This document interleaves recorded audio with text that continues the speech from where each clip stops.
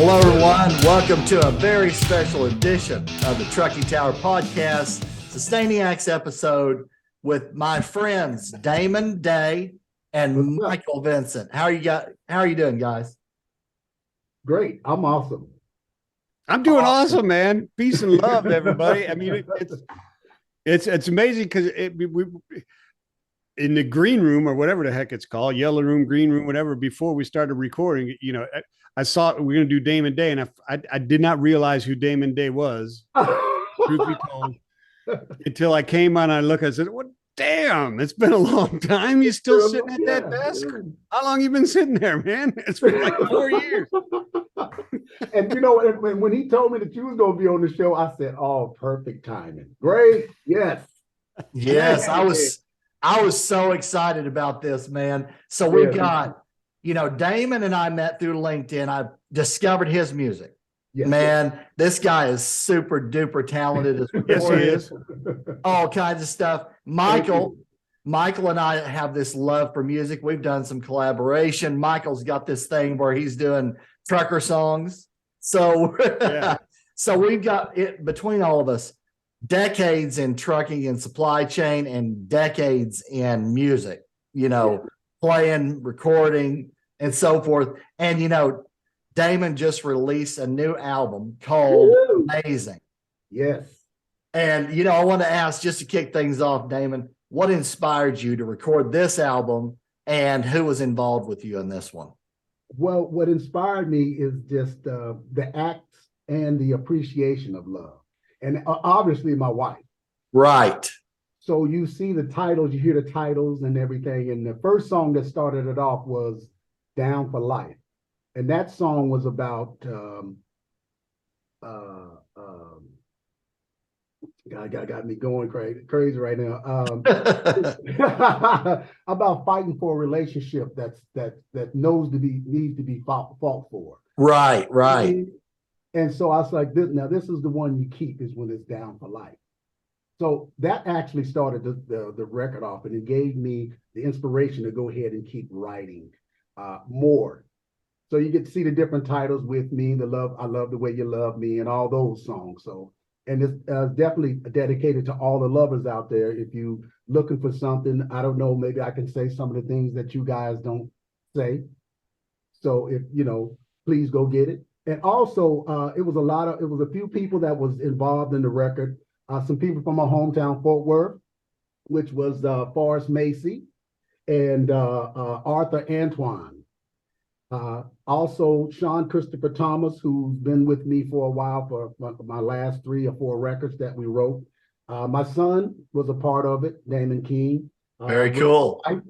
My wife definitely. So, and then also we had a special guest on a bonus track, which is amazing, which is 3 Style. Magdalena. Yep. Yeah, she played sax on the song. She loved it so much, so she wanted to play on. I said, "Get on it, girl. Get on it." So yeah, those are the people that was involved, man. I didn't have too many people, but it was enough to finish the album and to finish the concept. You know what I'm saying? The project, you know what I'm saying? So I love the idea behind it. Everybody needs love, right? Everybody needs love. Yeah. But love is not a noun. Love is an action. It's an action. You got to put your heart into it or it just doesn't work. You know what I'm saying? And it's work. Yep. Comes to love. Yeah. That's why I kind of figured, that's why I said, just the acts and the appreciation of it all. And my wife gave me that and made me look at things and see differently, about love. You know what I mean? Yeah. It don't have to be much. That's if you're not looking for a lot. You know what I mean? Yeah. So, but yeah, little things make a huge difference, man. Makes a big difference. Yes. But you said work, and for some people it is, but I think it's working through that.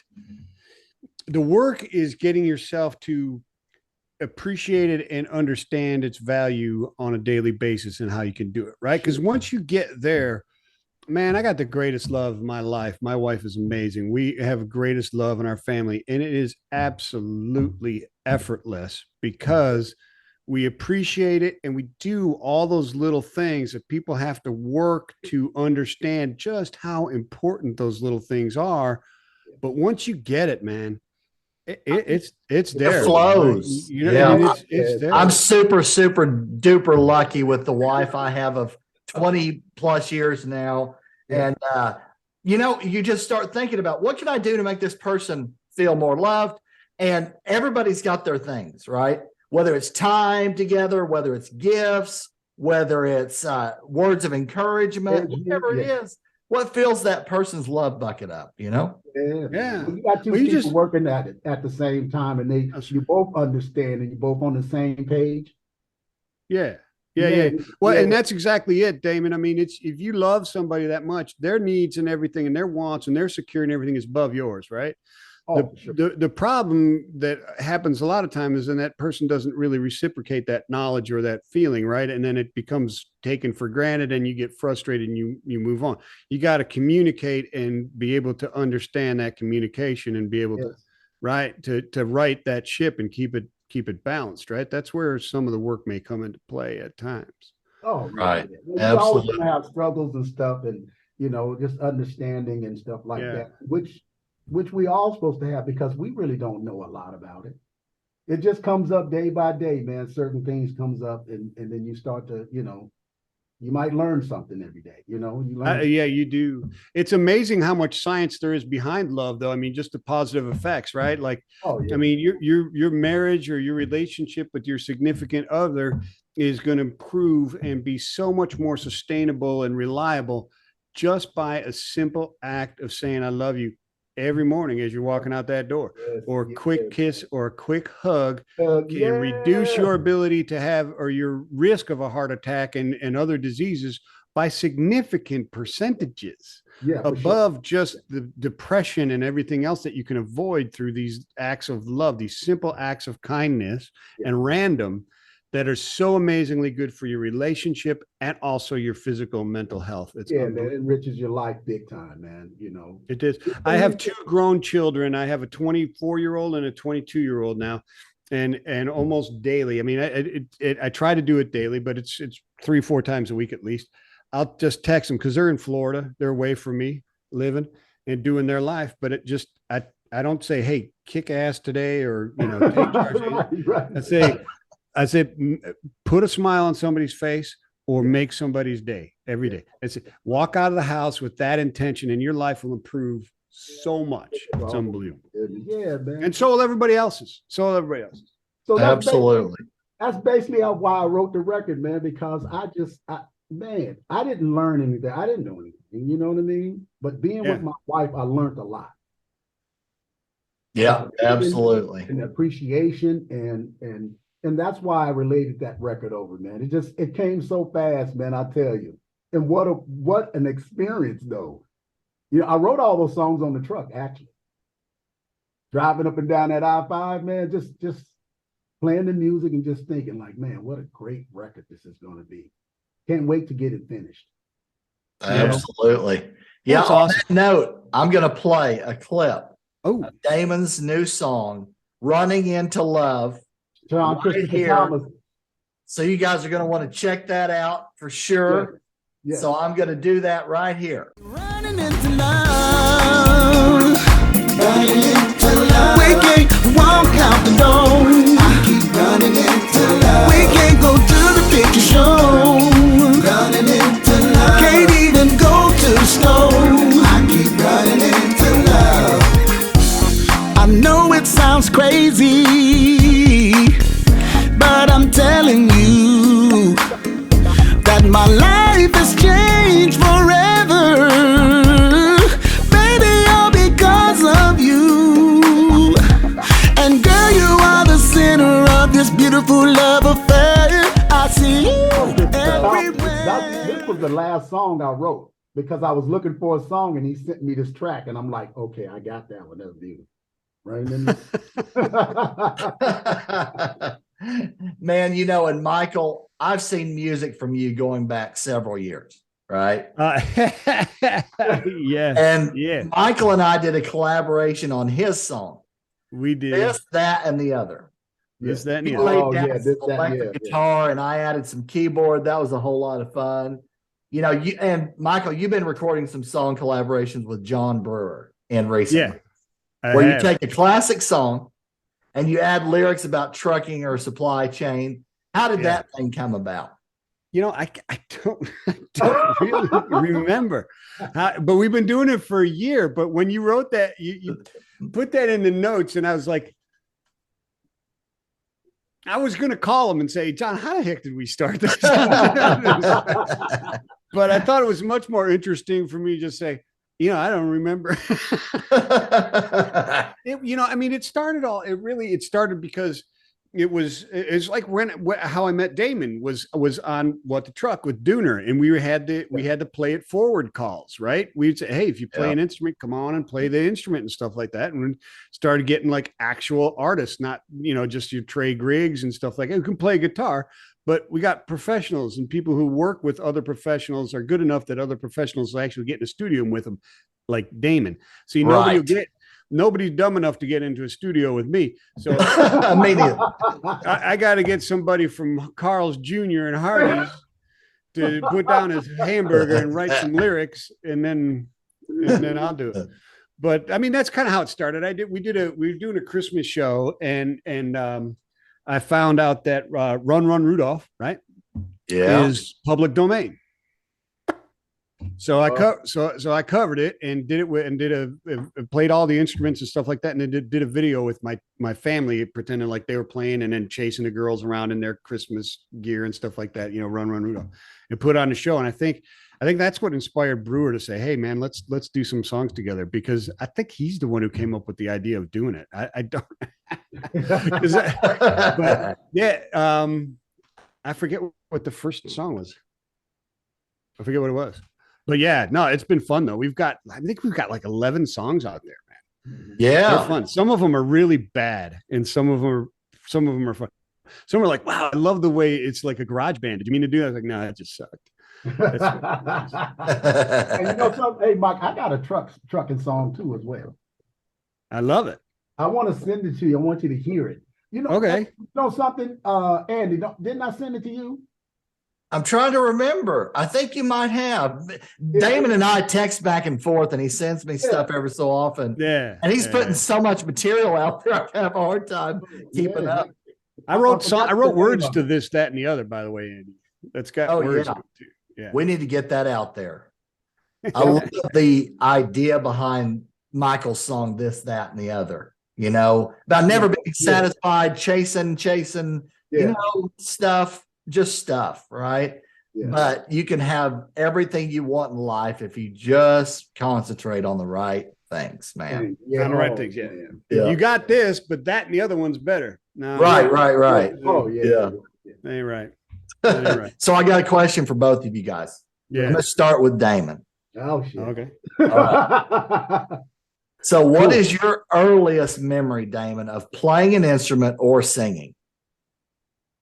Earliest memories of high school. Okay. I got into the band, and I didn't know what I wanted to play, but you know, obviously I want to beat up on something. So what? The drums. Yep. So I started playing drums, and then I had a few friends in high school that we used to act like we were a group. Yeah. Back in the day, in the 70s, we would, you know, there was this guy named Louis Gray. It was a Louis Gray Productions. And then nice. You know, us three, and we would act like we were a band, and then the guy would come on and say, ladies and gentlemen, this is a Louis Gray production. And we started singing, ooh. Oh, that's awesome. Yeah, but then there was this guy named Boo Boo, that they called him Boo Boo. Boy could sing his name. It seemed like he turned his head to the side, man, just notes just come out. Right. Yeah, he used to sing the Mickey Mouse song to me, man. And I didn't understand why he would always feel comfortable coming up to me singing. And I wasn't even singing back in the day. You know, I'm 15, 16 years old, you know? Yeah. And then as I got older, it came to me.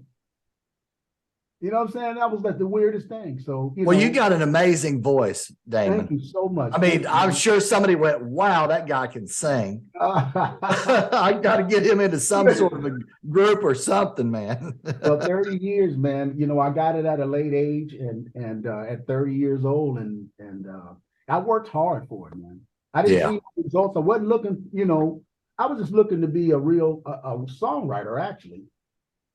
Because I wanted to know, how did these guys write these songs, man? You know what I mean? How does that work? Yeah. Once that came, then also the voice and it came out as well.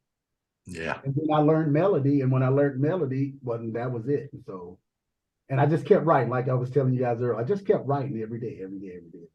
Right. Yeah. Right. Yeah. Absolutely. So, Michael, I'm going to go over to you, man. Oh.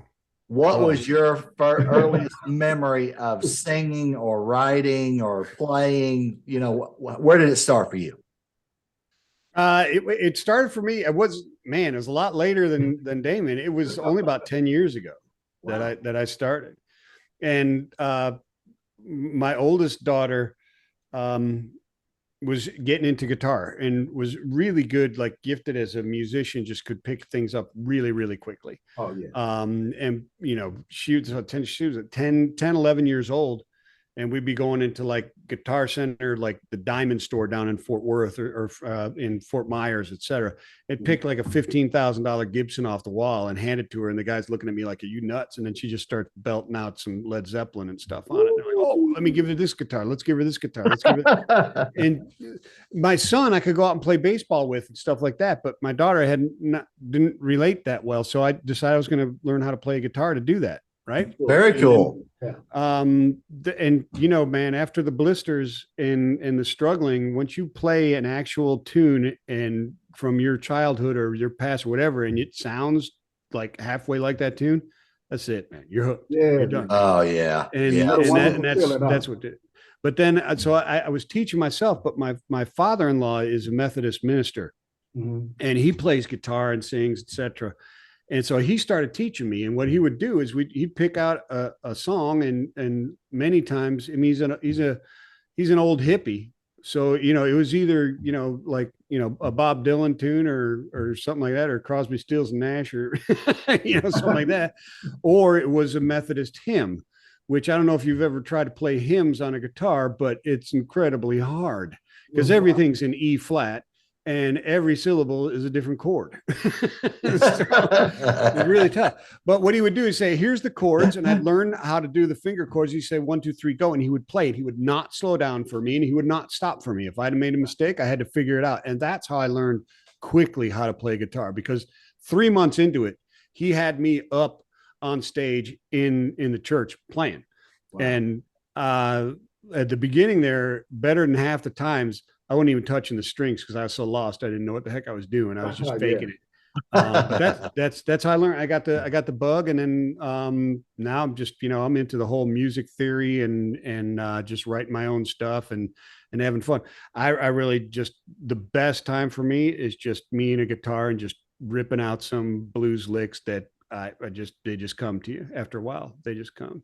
Right. A good friend, nothing like a good friend to listen to you, huh? And that's your friend, boy. That's your best friend. Just listen to you. Just, you both talk. It's a beautiful thing, man. I know what you're feeling, Mike. That's beautiful, man. Yeah. Man, for me, it goes back to the 1970s. My mom had me in classical piano lessons.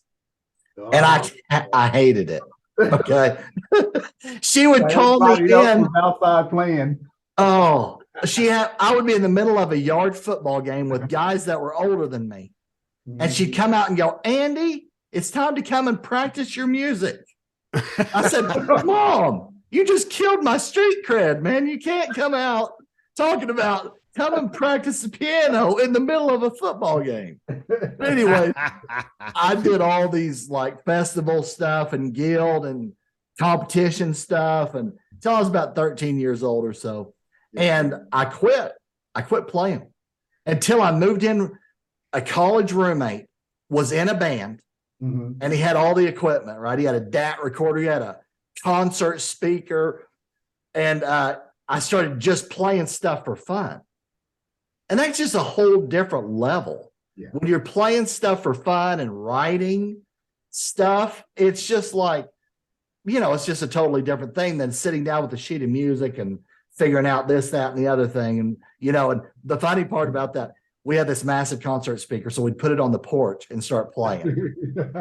And then lo and behold, 50 people would come and we just all start hanging out.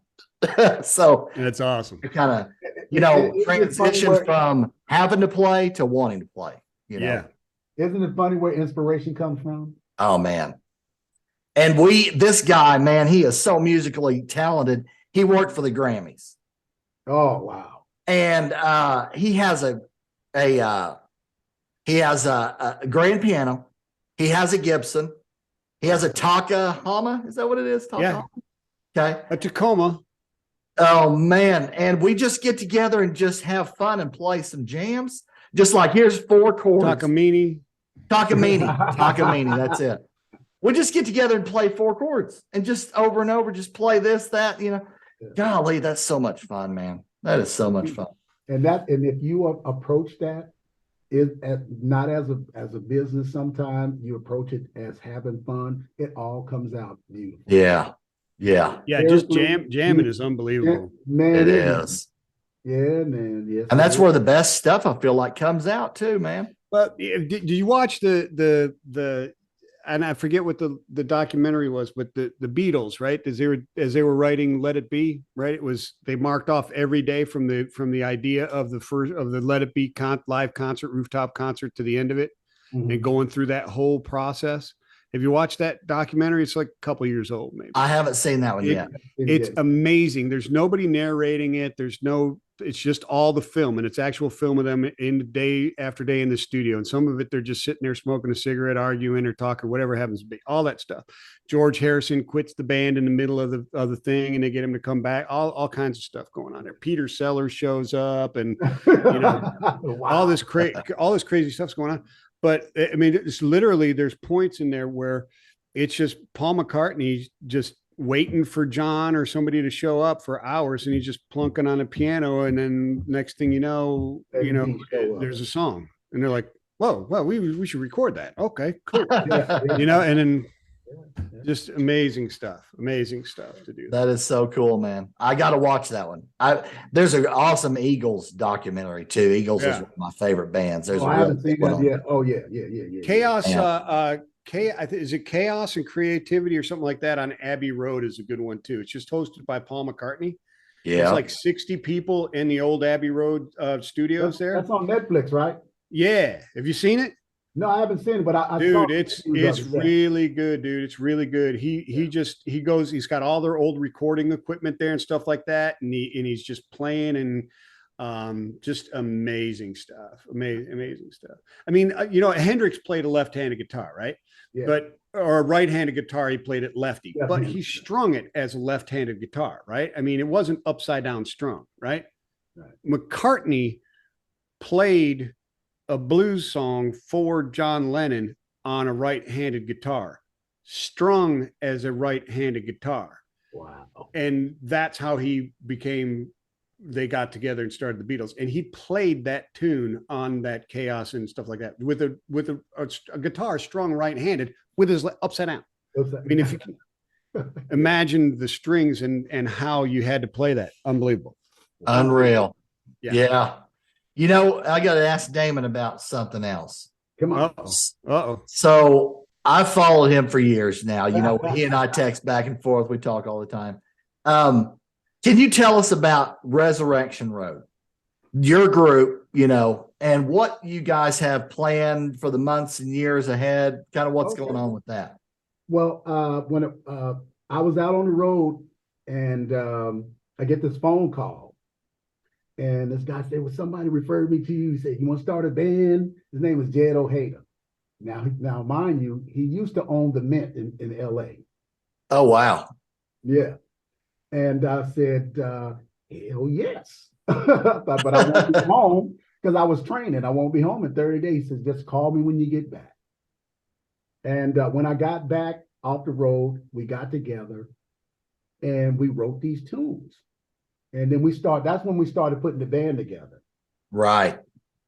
And which was really, really great, man. Man, I would have never dreamed in a million years that I would also be writing a song, writing music for my own band. Right. And so that's how that came apart. So right now, what we're doing right now, matter of fact, we just spoke a couple of days ago. And I'm going to write 5 more new songs for the new album. Okay. For the band as well. And so after we do that, because we've been playing those songs for a while, the old ones. So I wrote like 20 songs for them for the band already. So I'm gonna write another 5 or 6 more, and try to mix and match. So how many songs do you guys play in a set, Damon? Oh man, sometimes 10, 12. Yeah, it's a lot of work. I mean, it's a lot of work memorizing that much music. And people ask me, how do you remember me? I don't know. It just happened because each song has its own story. Yeah. So you hear the first chord, you understand where you're supposed to be at. You know what I mean? Right. Yeah. So, it kind of flows like second nature, like writing. Yeah, just like second nature, man. I don't get me wrong, man. Man, I'm scared all the time. You first get up there. Yeah, man, it's funny, dude. Butterflies. I remember one time we were up on stage, right? And I was playing rhythm guitar, and one of the other guitar players was his first time going to sing this tune, right? And so he's going to sing this tune, and he was singing "Go Tell on a Mountain," but it's by that, and I forget the name of the group up out of Seattle, but it's a really groovy bluesy type of version of it. It's a really, really good version. I wish I could remember the name of the band that did that version, but anyways. The first time he's singing in front of a crowd and all this kind of stuff. So he sings this thing and he is so amped up after singing it, right? He's got the lead into the next song, right?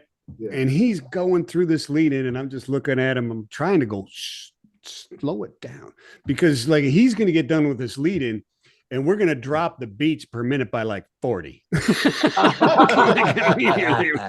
know what I mean? When he got done and we all jumped in and he looked at me like, oh, I'm sorry. Man, it's weird. Music, sometimes when you're playing, it almost feels like it takes over. Like it's you're playing it, you're feeling it all the way into your soul level. Oh, yeah, man. Yeah. No, it's nothing worse. I had a lead guitarist lean over to me one time and whisper in my ear, E flat. Like halfway through the song, I'm like, oh man. That's what on the set list, that's what we put on there. Yeah. So everybody know what key it's in. Song, oh, E flat, okay, A flat, Man, anymore, I see all these bands out there and they've got their iPad in front of them. Yeah. And they're clicking to the next thing because it's got a little, lines of keys and everything. And sometimes they got lyrics on there too, Oh, yeah. Yeah. Sometimes I put my lyrics up there too because I kind of trying to remember things, Oh, yeah. But then other times I test myself to see how much I know. Yeah. Right. Yeah. And you have to do that because then you start to get better at remembering. And I remember. Well, I tell you, we get start thinking other things in the middle of shows and stuff. But yeah, man, yeah. I love it, man. I think it's the best experience I ever had in my life, man. I'm serious, man. I would have never dreamed this would have happened to me. Well, that's awesome. Yeah, music is. You guys are. Yeah. You guys, I love following both of you guys, and it's so much fun. Somebody's following me, man. Damon, check it out. It's like stalker alert. Stalker alert. Andy's watching. Mike, we definitely got to get together. All 3 of us got to get together and come up with something groovy and for trucking. Oh, hell yeah. Mike can do his thing. You can do the lead singing on it if you want. We can just write. Oh, hell, it depends on what the song is. I do all right with certain songs. You know what I mean? Well, that's what I'm saying. We'll write that song to where it's appropriate. Yeah. Yeah, I got you. I got to say, Damon, I think you got the vocals, brother. Yeah. It's got to be a specific tune for me to be able to handle it. I was told I sounded like David Byrne once, but I was trying to sing a Beatles tune at the time, so it didn't work out real good. Well, if you listen to Bob Dylan, Oh yeah. No, you'll be able to, you're 100% right. He couldn't sing a lick, but he was a good stylist, brother. But you know what I mean? There's a difference. I ain't got either. I don't have talent or style. I got neither. The thing about it is, Mike and Andy, it's about telling the story. Yeah. Tell the story right, anybody will listen. Yeah. If it comes from the heart, man. Yeah, man. Yeah, man. You phrase those words just right, everyone will listen. Yeah. So, Michael, do you have any other song collaborations you're working on? Well, you always got like 3 or 4 in the hopper, right? Okay. So no, I got my slide out. Oh, really? Got the slide going. I got my slide out. We're doing some open G nice George Thorogood type of blues coming up here soon. Oh, very cool. Very cool. Collaboration. Yeah. So I've been studying my George Thorogood. Pretty good. He told a story about when he first got into guitar, and he'll tell you, he said, listen, I suck. I'm terrible compared to the people I'm trying to mimic. He goes, I'm just a student. I'm just doing what other people did. He listened and went and listened to as many of the old blues guys as he could. You know, he's Muddy Waters. Who'd he learn from? You know, Bo Diddley. Who'd he learn from? He got all this type of stuff. And, you know, when he finally got the chance to start playing in some concerts and traveling with these guys and doing some of this stuff, he's talking about walking behind stage and going by, I think it was Bo Diddley. I think it was, anyways, he's going by his dressing room and you hear him in there playing, right? And he's just and stomping his foot and just playing he said, just ripping the strings off of his guitar. And he said, I pounded on the door and he kept going and I pounded on it again. And he said, he stopped. And so I pounded on the door while he was stopped. And then about 5 seconds went by. And he just started playing again, just totally ignored the door. He said, that's why those guys are great. They don't care. No, absolutely. You know, and there's a funny thing about, not funny, but interesting thing in the Eagles documentary. John Fogerty was living downstairs from, I think it was Don Henley. I'm trying to remember which one it was. And he was just literally hours and hours on end putting tracks together and then putting lyrics together, and he'd go over it and over it and over it. And that's how the 2 leads on the Eagles learned to write music. Man, I was like, wow. You know, because I get my influence from different people. I'm sure you guys do too as well. But we could talk for 4 hours, but I probably ought to ask you last question for today. Okay. Starting with you, Michael. Oh, shoot. Okay. If you could do a song collaboration with anyone on the planet from any era, who would that be? Golly, man. Well, in order, it'd be Marley, Lennon, or Joe Strummer, in that order. If I had to go, those are my idols. Right. Top 3. Yeah. My top one is Marley at 100%. And I guess I don't have a poster of him, and I never found one, but I'd put the Reverend Jimmy Cliff up there with him. But either one of them, and then Lennon, and then probably, you know, then my punk comes out and I have to go with the Clash. Damon, I got the same question for you, man. If you could do a song collaboration with anybody on the planet from any era, you know, you can give me your top 2 or 3 if you want to, whatever. Yeah. Who would that be for you? Me, it would be songwriter, singer. Probably the first one would probably be Jeffrey Osborne, which that's my inspiration right there. Okay. With this guy. Songwriters, oh my goodness. Man, let me see. Don Hensley, I love songwriters, man. Yeah. Yeah, you know. Don Henley writes some, man, he writes some good great stories songs. over the years. Oh, yeah, he does. Yeah, Storyteller. Yeah. For me, it's going to be like Billy Joel, you know, Don Henley, Fogerty. Man, there's so many of them. And that's the one thing about music. It's like you can't name the top one, right? There's like there's a gang of it, man. That was just top of the head, you know what I mean? So because you get in a group like this, you go, oh, wait a minute, no, I changed my answer. Damon's right. Right. Yeah, exactly. Yeah.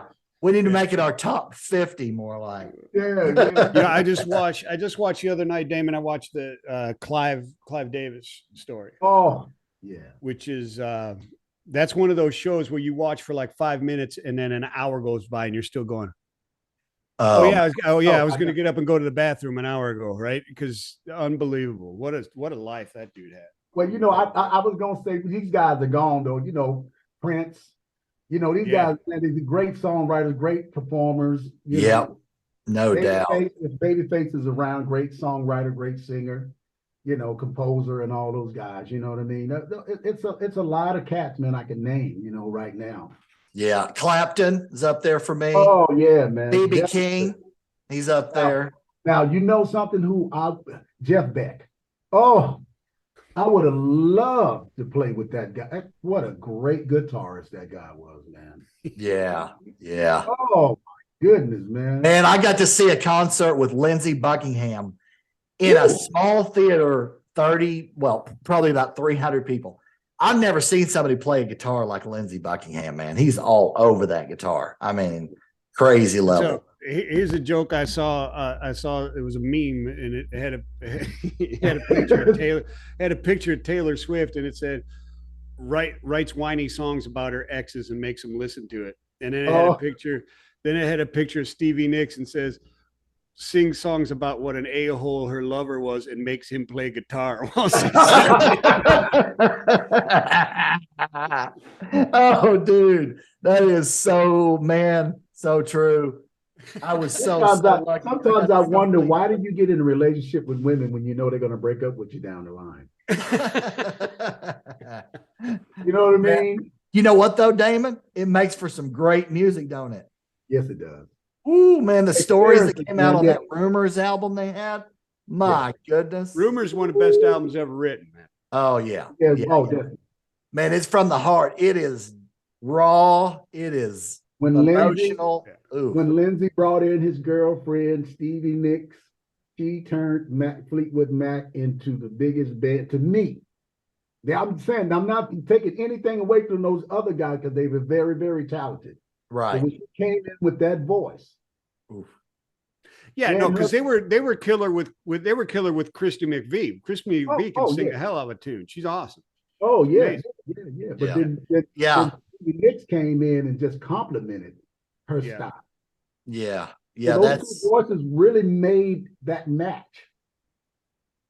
That's one of my top 10 bands of all time, right there. Fleetwood. Oof.